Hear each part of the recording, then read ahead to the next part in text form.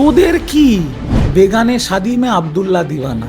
প্রশান্ত কিশোরের জান সুরাজের সাথে তো তৃণমূল বা কংগ্রেসের কোনো সম্পর্ক নেই বা জোটও নেই, জেতার কোনো চান্স নেই। যদি 2029-এ ডায়মন্ড হারবার যেতে আমি মাথা নেড়া করে ঘুরবো। প্রশান্ত কিশোর যতদিন তৃণমূলের সাথে ছিল, আইপ্যাকে ছিল, ততদিন তৃণমূল জিতেছে। 21-21 পরে প্রশান্ত কিশোর চলে গেছে।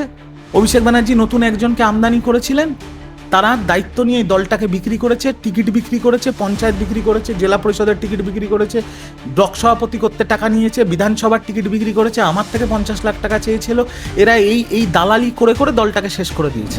গতবার আমরা দেখলাম জনসুরাজ পার্টি থেকে পিকে তিনি জিতলেন এবং বাকিপুরের মতন একটা সিট থেকে জিতেছেন। তাতে বিরোধীরা যথেষ্ট অক্সিজেন পেয়েছে। তারা দাবি করছে যে সামনে বিহার বলুন বা আরো বিজেপি শাসিত রাজ্যগুলিতে বিরোধীরা এবার একজোট হবে বা তারা একটা আশা দাবি করছে। কি বলবো? মানে এই হিন্দিতে একটা কথা জানেন তো, বেগানে শাদি মে আব্দুল্লাহ দিওয়ানা। তোদের কি, মানে এটা হচ্ছে কি বলুন তো, আপনার পাশের বাড়ির তে বিয়ে হচ্ছে, আপনার ছেলের বয়স 40 হয়ে গেছে, বিয়ে হচ্ছে না, আপনি লাফাচ্ছেন তার বাড়িতে গিয়ে নাচছেন। কি ধরনের মূর্খামি আমি এটা বুঝতে পারছি না। প্রশান্ত কিশোর জনসুরাজ পার্টির প্রতিষ্ঠাতা। বাঁকেপুরের মতো একটা সিটে, যেখানে 1995 সাল থেকে বিজেপি জিতে এসছে। বিজেপির ভারতীয় যে সভাপতি, ভারতের দেশের যে সভাপতি নীতিন নবীনের সিট ওটা। নীতিন নবীন ওখান থেকে 25 বার মানে 5 বার জিতেছেন, 25 বছর বিধায়ক। তো কোনো না কোনো দিন এটা তো রাজনীতি, কেউ না কেউ জিতবে। প্রশান্ত কিশোর জিতেছে। প্রশান্ত কিশোরের জান সুরাজের সাথে তো তৃণমূল বা কংগ্রেসের কোনো সম্পর্ক নেই বা জোটও নেই। আর এই প্রশান্ত কিশোরকে এই যুবরাজ অভিষেক বন্দ্যোপাধ্যায় একটা মিডিয়া ইন্টারভিউতে বলেছিল ওভার রেটেড। তিনি ডিম খাওয়ার পর বাড়ির থেকে বেরোচ্ছেন না। যদি 2029-এ ডায়মন্ড হারবার যেতে আমি মাথা নেড়া করে ঘুরবো, জেতার কোনো চান্স নেই, অভিষেক বন্দ্যোপাধ্যায় কোনো চান্স নেই। ঠিক আছে, আজকে তিনি আর তার কর্মীরা লাফাচ্ছেন প্রশান্ত কিশোরের জয়তে। অদ্ভুত রে ভাই।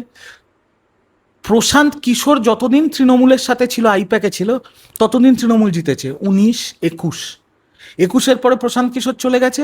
অভিষেক ব্যানার্জি নতুন একজনকে আমদানি করেছিলেন, তারা দায়িত্ব নিয়ে দলটাকে বিক্রি করেছে, টিকিট বিক্রি করেছে, পঞ্চায়েত বিক্রি করেছে, জেলা পরিষদের টিকিট বিক্রি করেছে, ব্লক সভাপতি করতে টাকা নিয়েছে, বিধানসভার টিকিট বিক্রি করেছে, আমার থেকে 50 লাখ টাকা চেয়েছিল। এরা এই দালালি করে করে দলটাকে শেষ করে দিয়েছে। প্রশান্ত কিশোর যতদিন ছিল তৃণমূল তো জিতেছে। প্রশান্ত কিশোরই তো স্লোগানটা দিয়েছিল, বাংলা আবার নিজের মেয়েকে চায়। দিদিমণি জিতেছিল 2021-এ, আমি ওই মিটিংয়ে ছিলাম। তো প্রশান্ত কিশোরের মধ্যে তো ট্যালেন্ট আছে। যাদের মধ্যে ট্যালেন্ট নেই এখন দেখুন না কি অবস্থা।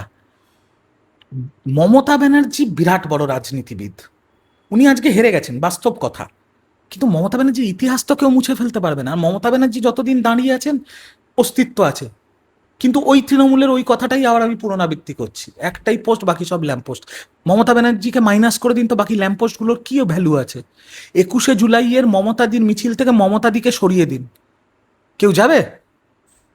তো মমতা দিকে দেখেই তো সবাই দল করছে, আমরাও তো মমতা দিকে দেখে দল করছি। মমতা দি আমাদের ঘাড়ের উপরে অভিষেককে চাপিয়ে দিয়েছিল, তোরা বাবুর সাথে দল কর, বাবুকে নেতা করতে হবে। বাবুকে নেতা করতে গিয়ে দলটাই সাইনবোর্ড হয়ে গেছে, আর বাবু এই গলি ওই গলি খেলছে। তো এই তো পরিস্থিতি। প্রশান্ত কিশোর জিতেছে, এদের কি? আর যারা তৃণমূলের এই যে সব সোশ্যাল মিডিয়ার উলু খাগড়াগুলো, যারা এখন শুধু ব্যস্ত, নিজেরা সাইনবোর্ড হয়ে গেছে, রাজনীতির বোঝে না, খায় না, মাথায় দেয়, কিচ্ছু জানে না। তাদের কাজ হচ্ছে, যারাই ধরুন ঋতব্রত বাবুর সাথে আছে বা বিজেপির সাথে আছে, তাদেরকে ফেসবুকে গাল দেয়া, এছাড়া কোনো কাজ নেই। তারা যারা এতদিন 7টা ব্যারিকেডের পেছনে থাকতো, এখন মমতা ব্যানার্জির বাড়ির ভেতরে ঢুকে লাইভ করছে। এরা জানেও না মমতা ব্যানার্জি কি জিনিস, এদের আইডিয়াটাই নেই। আর চৌঠা মেয়ের আগে এরা 7টা ব্যারিকেডের পেছনে থাকতো। আপনি আমার কাছে তৃণমূল জামানার সময় থেকে আসছেন, আপনি জানেন আমি এই যুবরাজ, তার সাথে আমার কতটা প্রক্সিমিটি ছিল। তো আমি সূর্যের কাছে, সূর্য আর সূর্যের স্যাটেলাইটের কাছে থেকে রাজনীতি করেছি। আমরা জানি অন্তত কিভাবে রাজনীতি। আর এইগুলোর তো কোনো বোধ বুদ্ধি নেই। আপনারা বাংলা হান্ট, আপনি একটা ভিডিও পোস্ট করুন, দেখুন তার মধ্যে ঢুকেও গালাগাল দিচ্ছে। কাকে দিচ্ছিস রে ভাই? তোরা নিজেরা খেতে পাচ্ছে না, রাস্তায় বেরোলে মানুষ খিস্তি করছে, একটা লোক সাথে নেই, শুধু মমতা দি ছাড়া কারুর সাথে নেই, আর এরা ফেসবুকে ফুটানি দিয়েছে। এতদিন সিপিএম কে বলতো, এখন নিজেদের অবস্থা এই হয়েছে। আরো ভালো ভালো খবর দেখতে সাবস্ক্রাইব করুন বাংলা হান্টের ইউটিউব চ্যানেল। বাংলা হান্টের আরো খবর দেখতে নজর রাখুন। বাংলা খবর মানেই বাংলা হান্ট।